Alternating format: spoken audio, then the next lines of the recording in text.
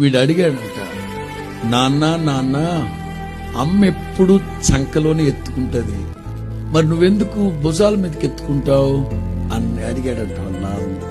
తండ్రి అన్నాడట, అమ్మ మనసు ఎట్లుంటుందో తెలుసా, నా కొడుకు ఎప్పుడు నా కంటి ముందే ఉండాలి అన్నట్లుగా చంకలో ఎత్తుకుంటది. ఎందుకు ఈ చంకలో ఎత్తుకున్నా తల్లి కనుచూపు మేరలోనే ఉండాలి నా బిడ్డ, అది తల్లి ప్రేమ.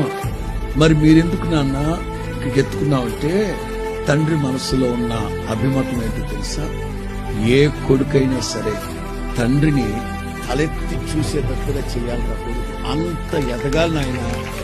ఆ ఉద్దేశంతో తండ్రి పిల్లోడిని భుజాల మీద ఎత్తుకుంటాడట.